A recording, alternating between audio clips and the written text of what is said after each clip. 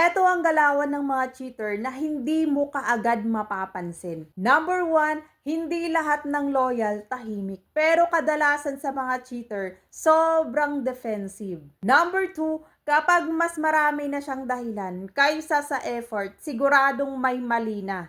Number three, ang mga cheater sobrang galing magtago pero hindi nila kayang itago ang pagbabago ng pagtrato o pakikitungo. Kaya kapag may napansin ka sa partner mo na kakaiba o nagbago sa kilos niya, mag-imbestiga ka.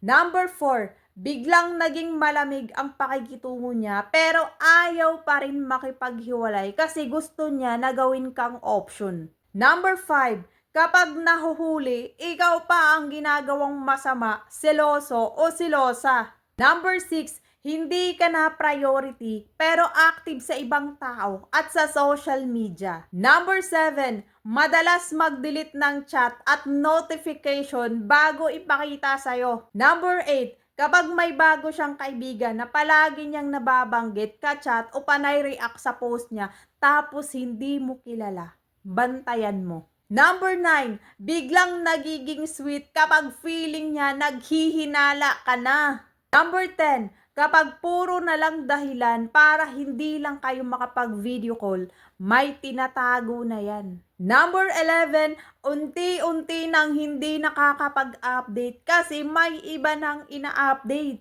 Number 12, mabilis magalit kahit sa simpleng tanong mo lang. Ang 13, palaging online pero parang napipilitan na lang nakausapin ka o i-chat ka. Ang 14, sobrang protective sa phone kahit dati pinapahawak naman niya sa'yo. Pang 15, kapag pakiramdam mo may nag-iba sa partner mo kahit wala kang proof, huwag mong baliwalain. Mag-imbestiga ka. Masakit man pero totoo. Eto ang galawan ng mga taong nagloloko.